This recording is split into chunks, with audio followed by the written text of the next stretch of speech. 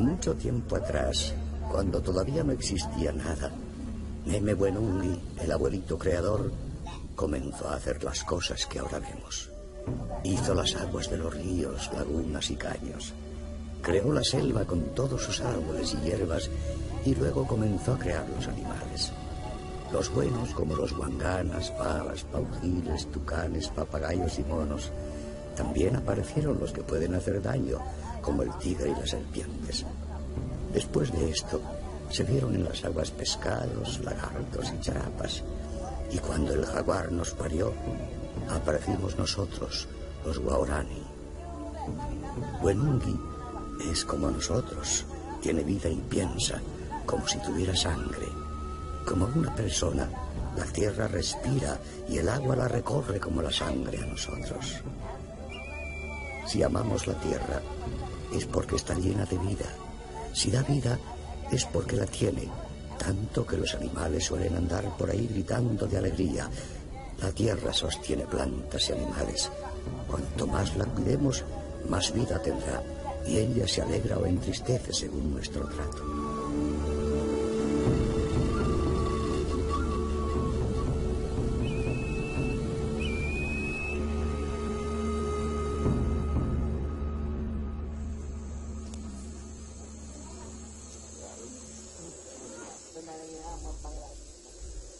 Este hombre se llama Ñame Enomenga y representa a la última generación de una tribu, los Waorani, que lamentablemente ha sido condenada a desaparecer. Ñame vive con su familia en Nenquipari, un pequeño asentamiento a orillas del río Siripuno. Está casado con Vara y hace poco tiempo que se trasladaron a este lugar, ubicado en el corazón de la Amazonía ecuatoriana.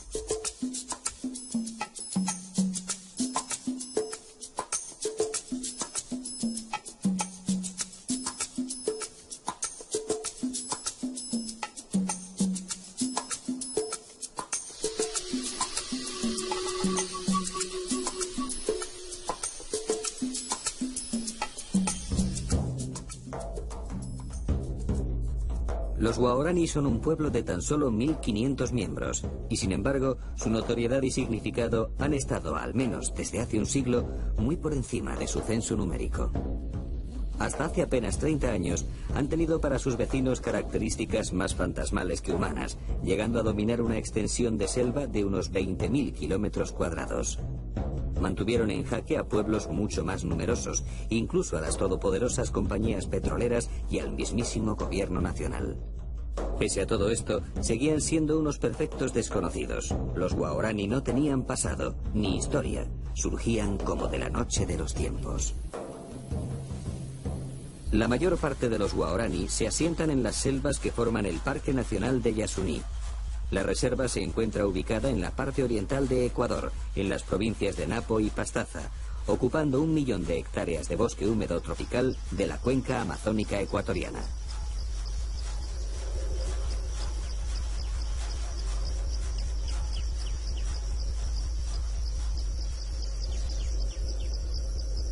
Yasuní forma parte del llamado Refugio Napo del Pleistoceno, constituyéndose en uno de los 10 lugares con mayor diversidad biológica del planeta.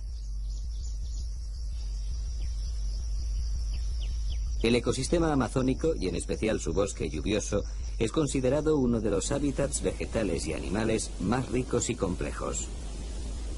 Su característica más importante es la existencia de una prolífica flora y fauna, junto a extraordinarias variaciones de macro y microhábitats. Solo en este parque se han identificado más de 100 especies de árboles por hectárea. Para asimilar la verdadera magnitud de esta cifra, pensemos que en los bosques centroamericanos más densamente ricos no llegan a las 40 especies.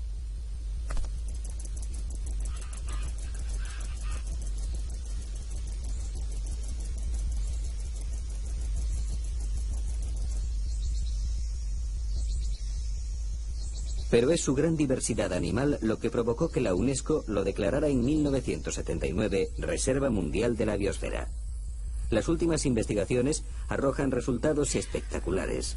Aquí viven más de 500 especies de aves, 62 especies de serpientes, y más de 100 de anfibios, 43 de las cuales corresponden exclusivamente a ranas arborícolas.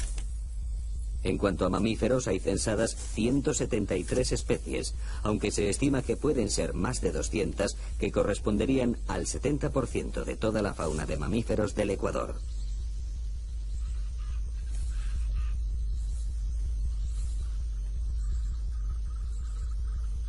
Las copas de los árboles son territorios casi exclusivos de aves y monos. Ellos buscan en las alturas una seguridad que en el oscuro suelo no está garantizada. Y es que en este mundo que habita bajo el manto amazónico, el peligro es constante y todos deben estar alerta, porque todos son vigilados por alguien más fuerte y rápido que él, y con un único objetivo: matar para comer.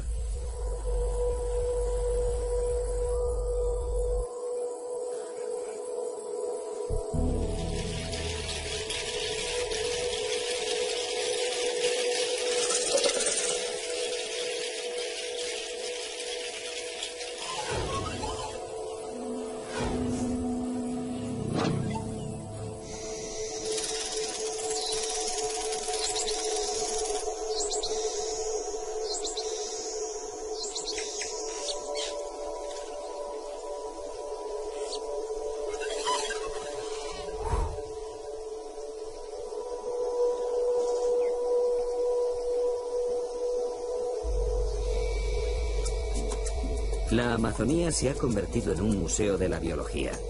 El número de especies constituye de forma arrolladora el centro de la vida en la Tierra. De hecho, no existe ninguna colección de artefactos humanos que se acerquen ni de lejos al número de objetos diferentes que existe en una pluvisilva.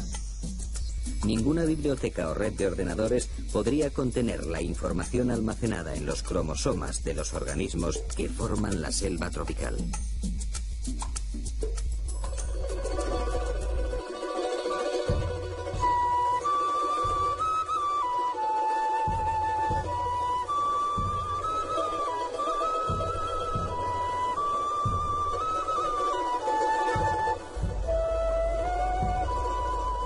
El gran manto de la selva tropical, que se extiende hasta las costas del Atlántico, tiene su origen a los pies de la cordillera de los Andes. Conforme la Tierra gana altura, la selva nublada va dejando paso al páramo, y finalmente a la nieve y a los glaciares. Y de estas cumbres de nieves perpetuas nacen miles de ríos y riachuelos que han formado el Amazonas, el gran río de los ríos. Los Andes marcan una inmensa línea divisoria de aguas que cruza todo el continente sudamericano y que obliga a los ríos a dirigirse o bien al Atlántico o bien al Pacífico.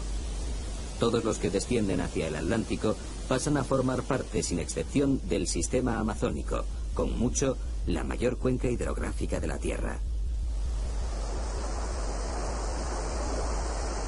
El principal tributario del río Amazonas es el Napo, que tradicionalmente ha marcado la frontera natural de los territorios Guaraní. Esta era, hasta hace 50 años, su patria soberana de bosques y agua.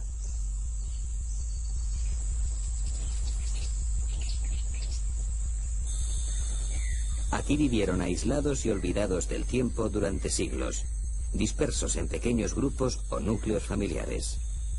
En sus territorios nunca han existido caminos ni carreteras, solo los pequeños ríos que alimentan al Napo han conectado unos poblados con otros.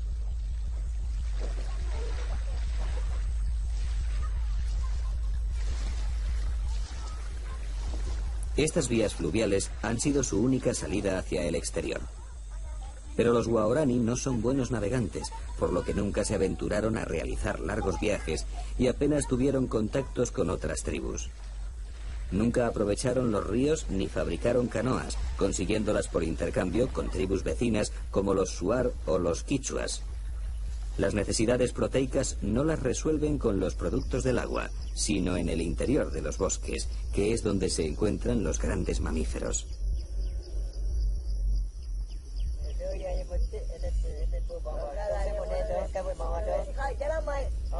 Hasta hace aproximadamente un año, Ñame y su familia vivían en Quehueiriono, uno de los poblados más importantes del río Siripuno, afluente del Napo.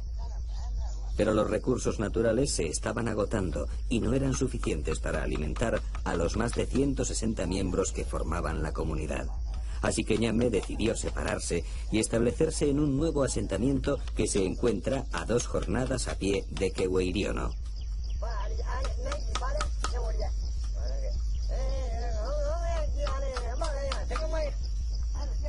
Él, su hijo Gaya y su hermano Ue van a salir de caza. Ellos básicamente viven de la caza y de la recolección de productos silvestres, que representan el 90% de su dieta alimenticia.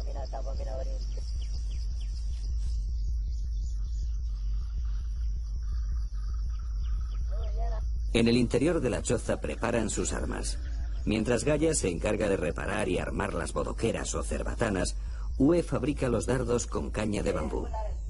Ñame, mientras tanto, no para de hablar contando 1001 batallas de sus días en que era el mejor cazador de Keweiriono.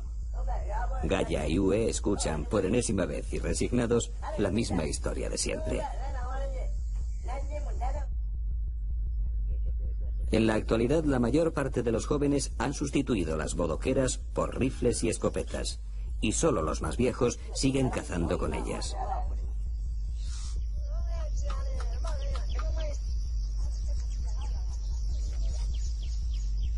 Una vez que Ue ha acabado de fabricar los dardos, se sienta cerca del fuego y comienza a impregnarlos de curare.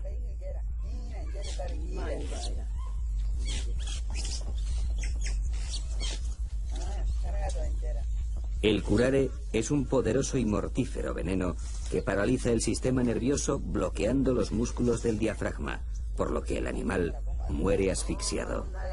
Lo utilizan numerosos grupos étnicos del Amazonas y cada tribu posee su fórmula secreta de preparación. Algunos usan como base venenos de ranas y serpientes, aunque los Waorani lo hacen con la raíz del maracuré, una planta fuertemente tóxica.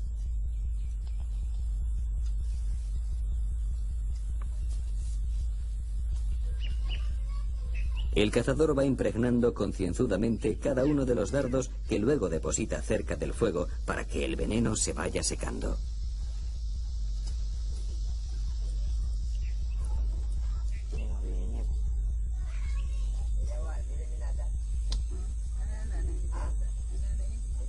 El siguiente paso es colocar en cada flecha una bola de algodón que tapone la bodoquera para que al soplar el dardo salga con fuerza y velocidad.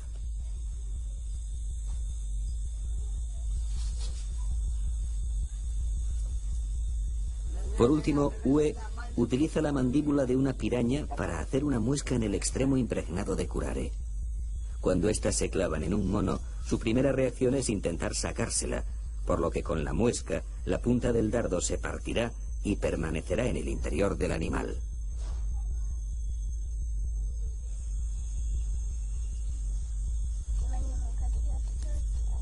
Mientras tanto, Ñame prepara la lanza. Cada vez que van a salir de caza, la lanza es adornada con un tinte rojo que extraen de la huenca, una semilla que los Waorani aprecian especialmente, ya que también la usan para sus adornos corporales. Al igual que el curare, la huenca es utilizada por varias tribus amazónicas.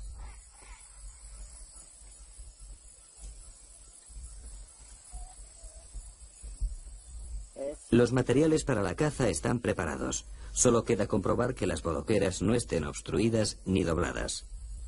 Ue sale de la choza y elige como diana el tronco de un árbol situado a unos 20 metros de distancia.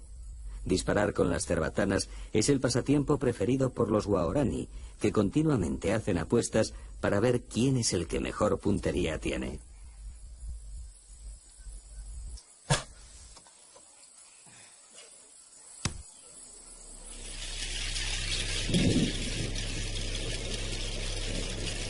A finales de abril, las tormentas se forman a diario y en pocos minutos el cielo se cubre de un gris plomizo. Es época de lluvias y no hay un lugar en la Tierra donde llueva con tanta fuerza como lo hace en el Amazonas.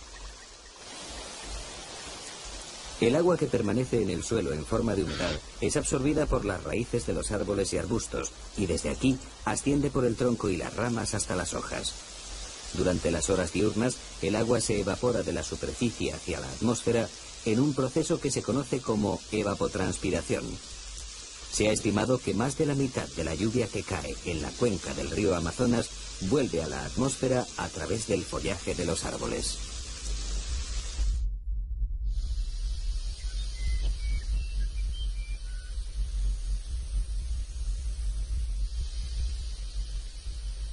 A la mañana siguiente, Ñame, su hijo pequeño Moi, Ue y Gaya abandonan Nenquipari y se adentran hacia el interior de la selva.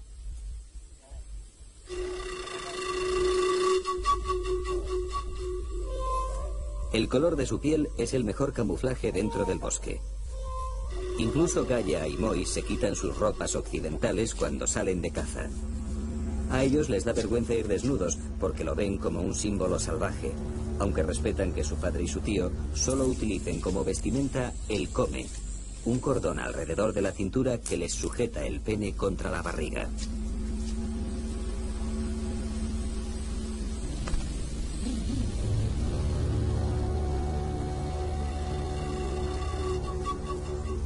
Los guaraní son tremendamente supersticiosos y los sueños también son importantes a la hora de cazar. Estos pueden orientar al cazador, que debe saber interpretarlos. Soñar con enamorarse o ver a una mujer son señales de buena suerte, mientras que soñar con personas muertas es señal de peligro. Para evitar la mala suerte, se debe partir de cacería 2 días después del mal sueño. Pero si han tenido uno bueno, entonces deben salir inmediatamente.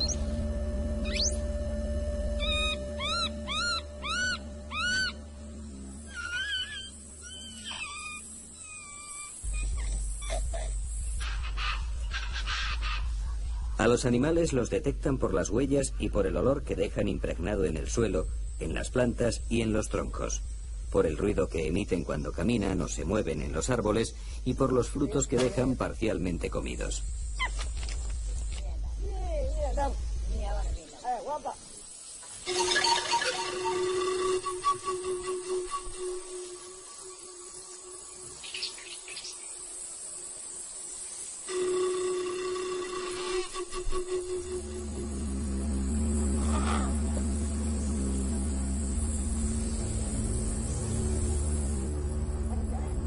Ue ha visto saltar a un mono e imita sus sonidos para que éste responda y pueda localizarlo.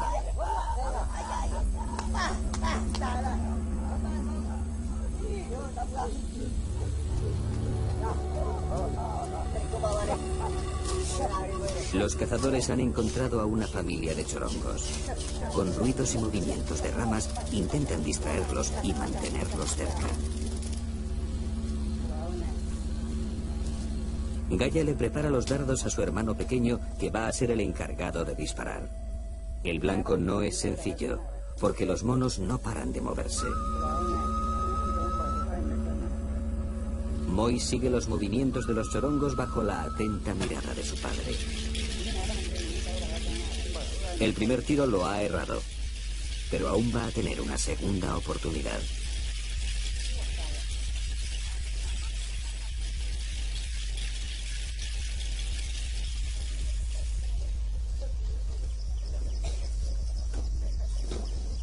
Mientras los 4 cazadores siguen intentando abatir algún mono, las mujeres permanecen en el poblado al cuidado de los pequeños y con las faenas del hogar.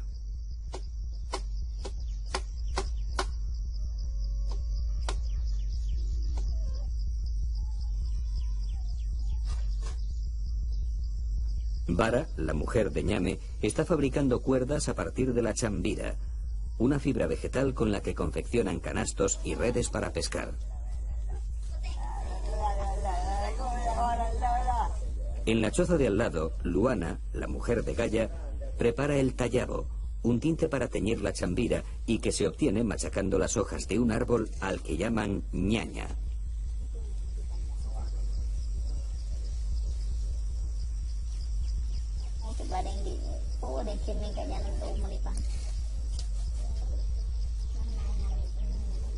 El tallabo, al igual que la huenca, también lo utilizan para pintarse el cuerpo, en especial las mujeres.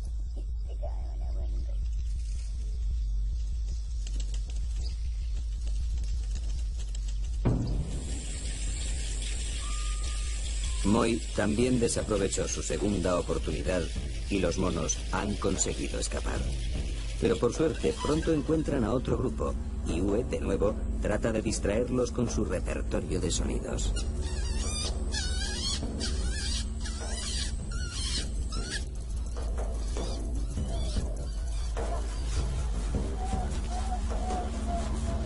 Ahora sí que hay que asegurar el tiro. La tarde se echa encima y las nubes vuelven a cubrir el cielo amenazando con lluvia. Gaia y Uwe toman la responsabilidad.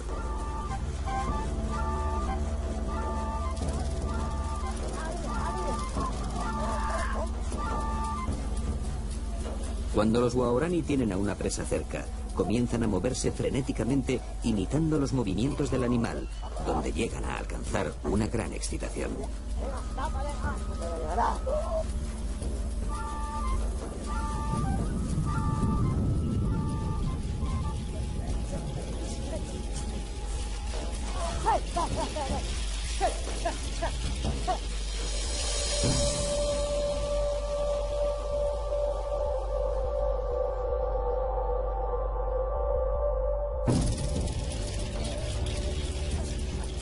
Un mono ha sido alcanzado y en pocos minutos morirá por asfixia. El chorongo se ha quedado enganchado en una rama y Gaia tiene que trepar para recuperarlo. En cuestión de segundos la tormenta vuelve a descargar con fuerza.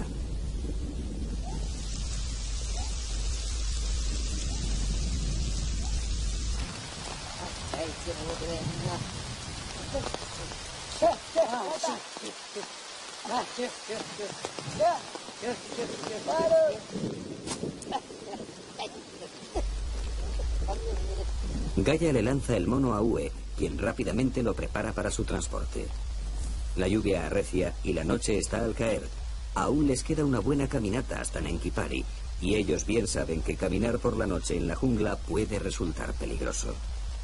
Los Waorani consideran que el mejor momento para volver a casa es cuando las cigarras emiten sus ruidos al atardecer.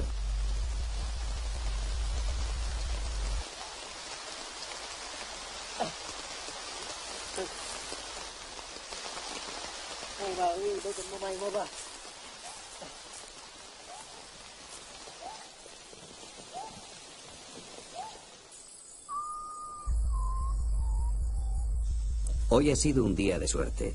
En el camino de vuelta localizaron a otra familia de chorongos y lograron matar a 3 de sus miembros. Hacía mucho tiempo que no cazaban tantos monos en una sola jornada. Desde que los jóvenes cazan con escopetas, los animales se han trasladado a lugares remotos y de difícil acceso. Cada vez es más complicado cazar con bodoqueras y muy pronto esta arma caerá en el olvido.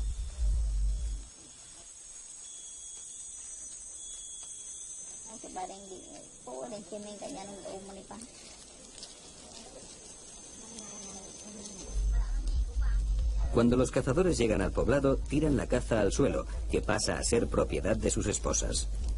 Los Waorani nunca guardan la carne ni saben conservarla. En cuanto esté preparada, la comerán hasta dejar los huesos limpios, aunque luego tengan que pasar varios días sin probar bocado.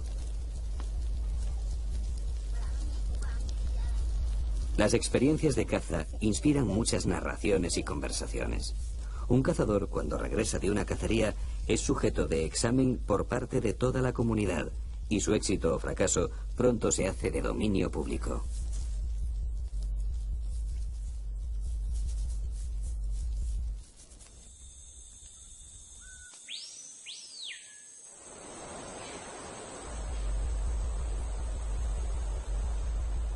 Aunque los Waorani tradicionalmente han vivido de espaldas al río, siempre se han visto obligados a pescar, sobre todo durante las épocas en que la caza escasea. No lo hacen en los ríos, sino en las charcas y riachuelos que apenas tienen profundidad, ya que solo los jóvenes saben nadar.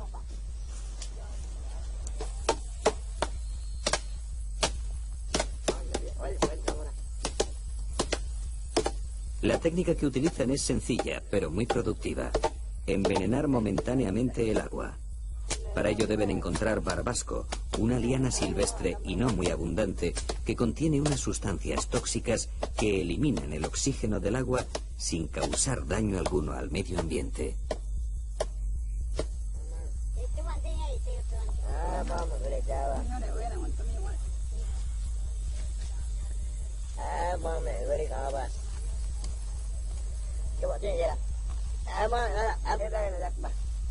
Una vez preparadas las redes y machacado el barbasco para que se disuelva bien en el agua, Ñame y Vara se meten en la charca y comienzan a diluir el veneno, hilando las lianas varias veces.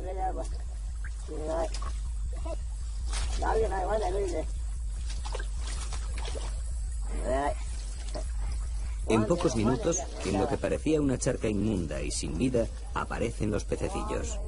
El matrimonio los va recogiendo cuidadosamente y almacenándolos en una hoja de banano.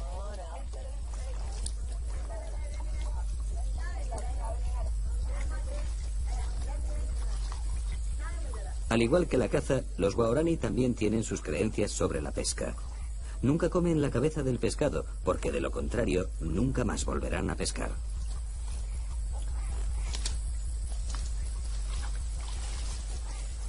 La pesca, particularmente realizada en las charcas y riachuelos tan ricos en nutrientes y que transportan partículas aluviales de las pendientes andinas, es una fuente de proteínas segura.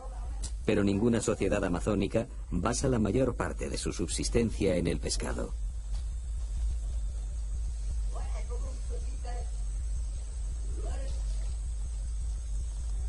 En menos de una hora, Vara y Ñame han conseguido suficiente pescado para comer. En el improvisado recipiente se pueden contar hasta 12 especies distintas.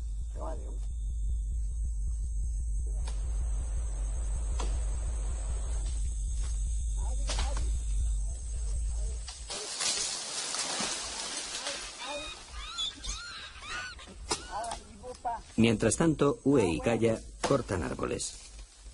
Tradicionalmente estas talas se hacían para crear chacras o campos de cultivos, pero desde hace varios años los guaraní han encontrado en la madera una buena fuente de ingresos vendiéndola a los madereros colombianos.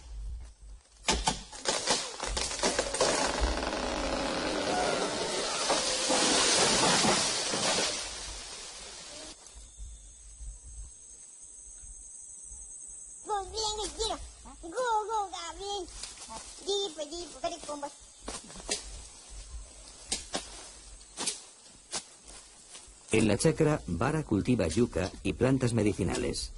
La yuca es un tubérculo tan eficiente en términos de calorías potenciales que sus únicas alternativas en todo el mundo son el llantén y el arroz. En la actualidad, menos del 1% de los grupos de la selva de América Latina obtienen la mayor parte de su alimento mediante la caza y la recolección, dependiendo exclusivamente de la agricultura para su supervivencia.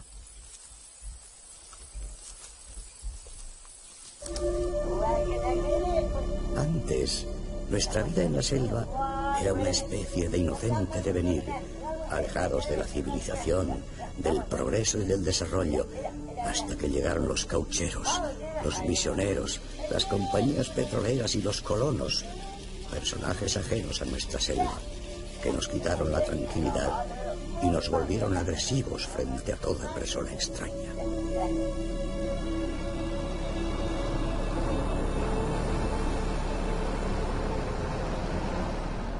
La decadencia del pueblo guaraní comenzó en 1967, cuando la compañía norteamericana Texaco perforó el primer pozo petrolífero.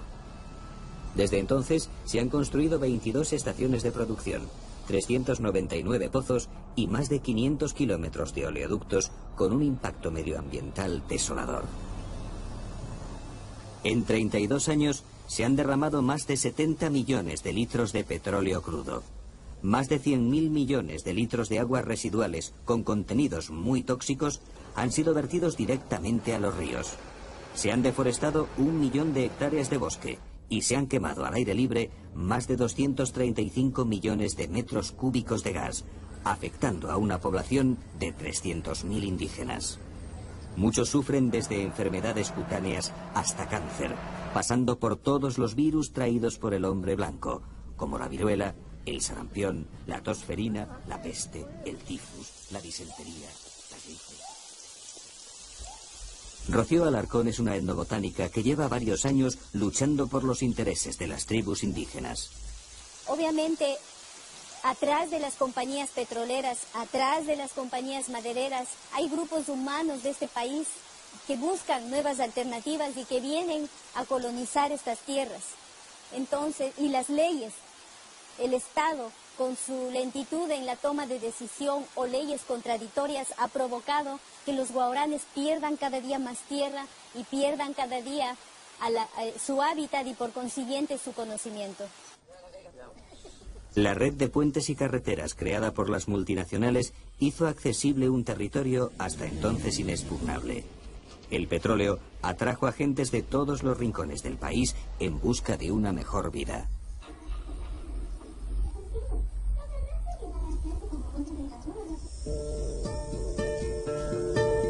Dabo es el hijo mayor de Ñame y Bara, pero hace muchos años que no sabe nada de ellos. Él decidió, junto a su mujer, abandonar la selva atraído por el dinero y las petroleras. Todavía no ha conseguido adaptarse a esta nueva vida y se siente perdido entre dos mundos. Su único refugio es el alcohol.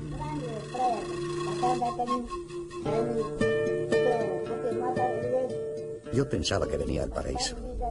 Mis amigos los madereros me contaban historias sobre las petroleras. Ellos me convencieron para que viniera aquí a trabajar porque iba a ganar mucho dinero. Pero no ha sido así, y ahora me arrepiento de haber abandonado la selva. No hay un solo día en que no recuerde las cacerías junto a mi padre y mis hermanos, todos desnudos. Yo era muy feliz. Ahora me doy cuenta de que el paraíso no es esto, sino lo que he dejado atrás, pero ya es tarde.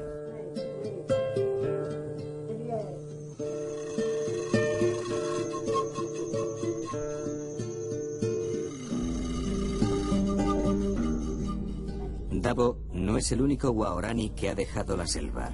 Como él, otros muchos han decidido cambiar de vida y probar fortuna, pero pocos han logrado adaptarse. Su cultura ha perdido tal identidad y orgullo que hoy se han convertido en mendigos en medio de la riqueza de su propio territorio. Claman caridad, mientras sus casas están construidas sobre inmensos yacimientos de petróleo. El cambio es muy marcado. Los viejos han escondido su conocimiento, han escondido su forma de ser, y para llegar a ellos hay que gastar tiempo y energía para descubrir su real interioridad. Está cubierta, tapada por lo que ahora es la civilización. Y en el caso de los jóvenes, están atraídos por lo que es la ciudad, el modernismo, la radio, la televisión. Y este cambio lo hemos provocado nosotros los ecuatorianos y el mundo que nos rodea, todos nosotros que formamos parte de este planeta, que estamos hambrientos de recursos naturales, estamos hambrientos de petróleo, estamos hambrientos de una serie de productos que tiene la naturaleza. Y somos nosotros los que hemos provocado esto a través de compañías petroleras, madereras, compañías farmacéuticas y nosotros los consumidores, obviamente.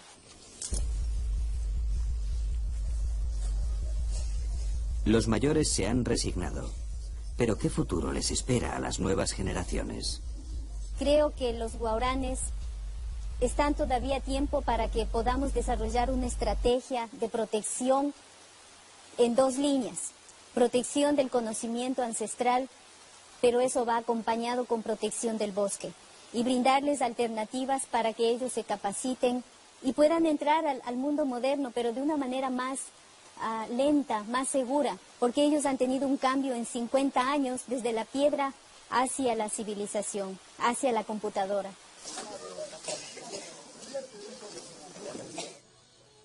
A muchas jóvenes indígenas no les queda otra salida que trabajar en los numerosos burdeles ubicados a las afueras de Coca, la ciudad más cercana a los territorios guaraní.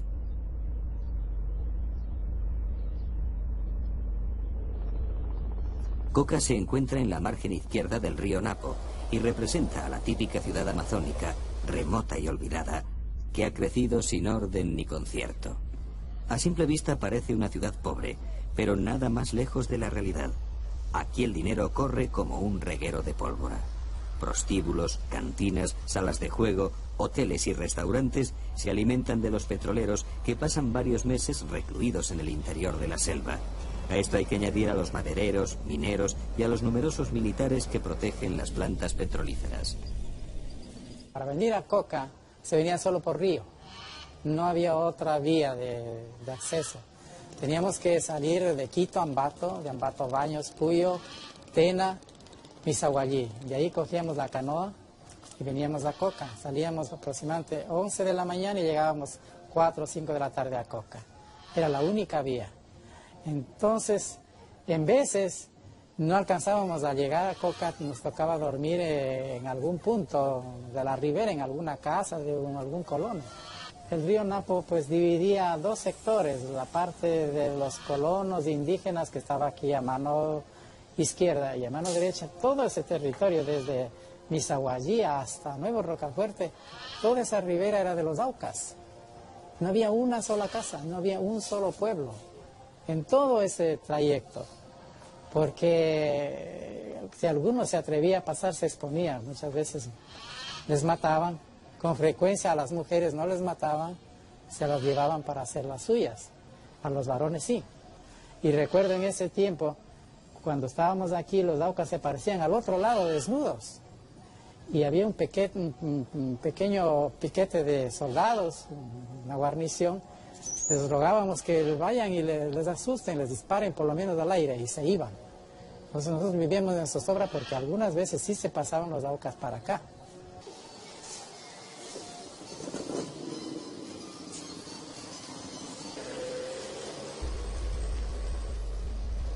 Coca es también el centro de distribución de las sustancias que necesitan los narcos para la elaboración de la cocaína y lugar de descanso de las FARC, la guerrilla colombiana que tiene su cuartel general al otro lado de la frontera.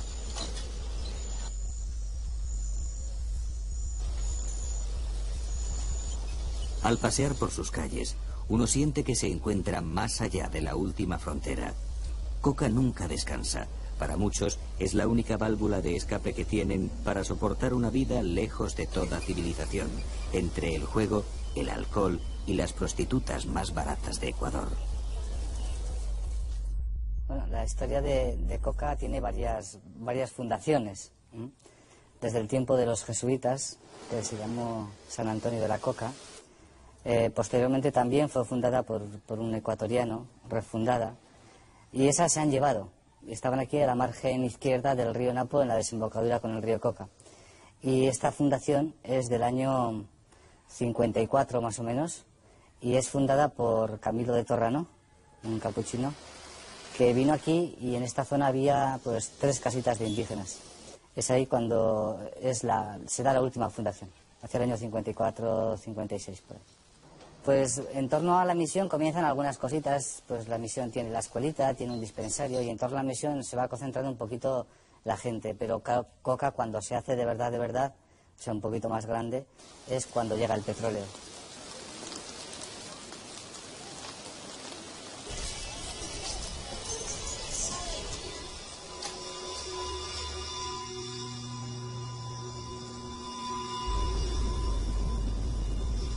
Pero antes de la llegada de los petroleros, los guaraní ya habían tenido varios contactos con el hombre blanco.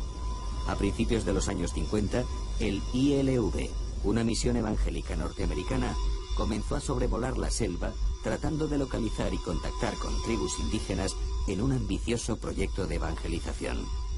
Sus lazos de amistad los creaban desde el aire, lanzándoles regalos. A los guaraní se les agrupó en protectorados donde sufrieron un proceso de occidentalización brutal. Fue el comienzo de su genocidio cultural, pero también el nacimiento de un mito que aún continúa.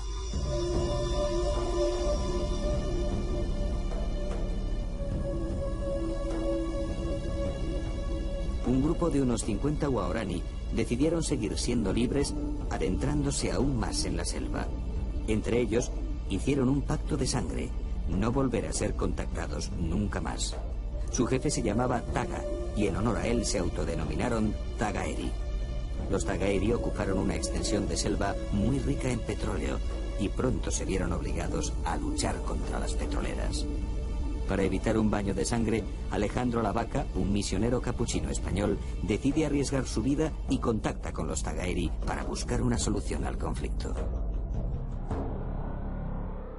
El 21 de julio de 1987, El misionero y la religiosa Inés Arango morían acribillados a lanzazos por los Tagaeri.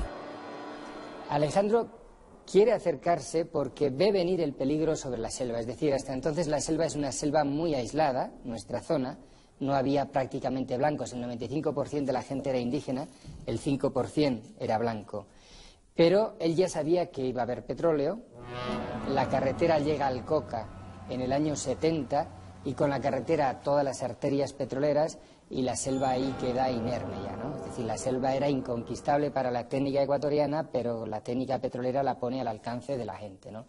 Aunque él tenía un contrato con el Estado, con la petrolera, con CEPE en aquel momento, que era la estatal, para hacer un contacto, él ponía tales condiciones, lo difería de tal forma que los petroleros decidieron tomar unas medidas sustitutorias, ¿no? Y paralelas, y entonces tomaron un señor que se llamó el doctor Vela, con su grupo de gente armada, que limpiaba la selva, es decir, porque le parecía que la actitud del obispo era una actitud, digamos, poco combativa, ¿no? Alejandro y nosotros lo que hemos querido es que no hubiera exploración petrolera en esa zona, ¿no? Pero si eso no se puede evitar, que es lo que le pasó a Alejandro, bueno, al final él dijo, mira, yo soy un obispo, yo soy un misionero y este es mi oficio, ¿no? Yo no tengo que impedir que la gente se mate, ¿no? La noche anterior, cuando ya decidió entrar, reunió a algunos compañeros a decirles que iba a entrar al día siguiente donde los Tagaeri. Él era perfectamente consciente del peligro porque, bueno, era un hombre muy experto, había estado muchas veces y sabía lo que podía pasar. Él pidió que le acompañara a Inés, ¿no? Que era una religiosa colombiana, capuchina, que era una mujer muy valerosa que le había acompañado a él en muchos viajes a los Guaraní y que había dado muchas pruebas de valor, ¿no? Los Guaraní tenían dentro de una selva inmensa, tenían como dos huequitos en esa selva, ¿no? En un huequito estaba una casa ya muy vieja y después a unos 300 metros había una chacra, es decir, una huerta de yuca, también con los árboles, con los troncos de árboles cortados un poco alto. El helicóptero no se podía posar y ellos tenían que lanzarse desde una piola, desde unos 3-4 metros. Cuando ellos llegaron allí, ahí había unos jóvenes Guaraní, unos muchachos jóvenes, que al ver al helicóptero se retiraron a la selva. Entonces el helicóptero bajó un poco hasta unos 3-4 metros y ellos se descolgaron.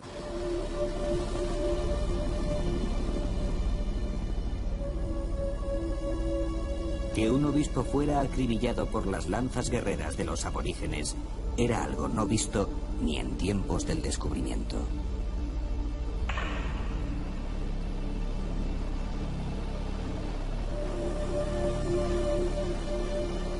Los hechos son que ellos se habían quedado en la chacra, los hechos son con testigos que ellos estaban junto a unos muchachos Guaraní y los hechos son que encontramos sus cuerpos ya no en la chacra, sino en la casa, por lo tanto no les han matado ahí. En la casa Alejandro está a unos 15 metros de la puerta de la casa y Inés está clavada junto a la puerta de la casa, ¿no? Varios años después, uno de los amigos nuestros, de los Guaraní amigos nuestros, se llamaba Babé, en una de las incursiones que hizo hacia la tierra de los Tagaeri, capturó en el monte, es decir, él se acercaba a las casas Tagaeri, y en una chacra en el monte vio 3 mujeres. De las 3 mujeres pudo capturar una, él y su grupo. Fui a su casa y bueno, pues allí vi efectivamente a una niña Tagaeri que se llamaba Omatuki. De Omatuki tenemos una versión de la muerte de Alejandro Inés que yo personalmente creo que en sus términos generales es exacta, porque primero porque la niña no podía inventar algunas de las palabras que decía si no las hubiera visto, ¿no? Y segundo porque algunas de sus descripciones coincidían exactamente con el lugar donde hallamos los cuerpos, etcétera, ¿no? Bien, según ellas lo que ocurrió fue lo siguiente: cuando los muchachos guaraníes llegaron a la casa acompañando a los 2 blancos, la primera reacción fue de estupor. Entonces, para ellos fue sin duda inaudito ver que aquel que estaba más allá de la frontera y que además era un caníbal conocía su lengua. Tuvieron conversaciones, parece que al principio de lejos, luego se acercaron. Bien, el caso es que llegaron a una relación amistosa. Debieron pasar varias horas y estaban prácticamente, según la niña, preparándose para irse. ¿no? Cuando en este momento aparecen en el grupo unos viejos, los mayores del grupo, que han estado cazando todo el día. Se armó una verdadera discusión en el grupo. Las mujeres decían, no, ya no queremos vivir más así, ¿no? Estos van a volver donde los blancos, les van a decir que no nos maten más, que no nos ataquen más, etcétera, nos van a traer regalos, bueno. Los jóvenes, que seguramente, como siempre ocurre, aparecieron callados, y estos hombres mayores que empezaron a decir a su grupo lo que tenían que hacer. Lo que fue para mí más significativo, en la canción que dicen que cantan ahí, como suelen hacerlo, la canción que cantan antes y después de las muertes, se repite, ¿no?, esto: somos guerreros, somos tigres, somos cazadores, nosotros matamos. Es una estrofa que se repite. Y después llega la segunda estrofa que dice: ellos han matado a nuestro hermano mayor, ellos han matado a nuestro jefe, nosotros debemos vengar su muerte, ¿no? Ellos nos han dejado sin líder, nos han dejado sin hermano, nosotros debemos vengar eso para ser guaraníes, ¿no? Había varios hombres con lanzas en la mano y por fin uno de ellos, que estaba detrás de Alejandro, que estaba frente a Alejandro, le atravesó con una lanza todo el cuerpo. Cuando mi compañero José Miguel rescató el cuerpo, tenía al menos 15 lanzas o 16 lanzas clavadas en el suelo, verticales, ¿no? Y tenía, pues no sé, 80 o 90 heridas, ¿no? Después de rogarle mucho para que no la mataran, Inés se escondió un poquito más allá, y cuando regresaron, ya seguramente unos minutos más tarde de matarlo, regresaron a la casa, a mirar hacia la casa, se encontraron con que la mujer no existía y preguntaron dónde está la mujer, qué ha pasado con ella. Las mujeres le contestaron: no le matéis, dejadla en paz, se ha metido en la selva, etcétera. Y el grupo, como siempre hace una vez que ha causado una muerte ahí, huye. Y parece que cuando están recogiendo las cosas para huir es cuando llega Inés de la selva, llorando, dice la muchacha, y entonces un joven se acercó y dijo: yo no he matado a ningún Kogori, a ningún Kenwen, y le atravesó todo el cuerpo, ¿no?, que estaba en cuclillas, le atravesó con una lanza, ¿no?, y la clavó en el suelo. Para mí es evidente que Alejandro en realidad sufrió un sacrificio ritual, ¿no?, que pagó las culpas de otros, como muchas veces ocurre en la vida, y le metieron en un terreno, a mi parecer, minado, que él no conocía suficientemente, porque las compañías nunca nos dicen toda la verdad, ¿no? Y le explotó una mina bajo los pies que seguramente ni siquiera él, que tenía experiencia, había calculado suficientemente.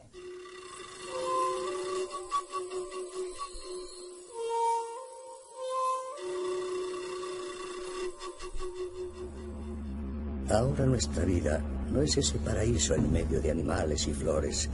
Es radicalmente diferente con la presencia de las compañías petroleras.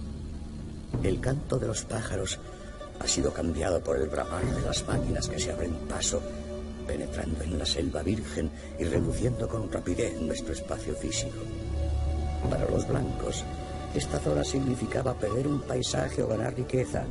En cambio, para nosotros, es el fin y la extinción de nuestras vidas. Miles de hectáreas de selva tropical han sido destruidas. Los ríos contaminados y la espesa jungla ha visto desaparecer muchos de sus encantos.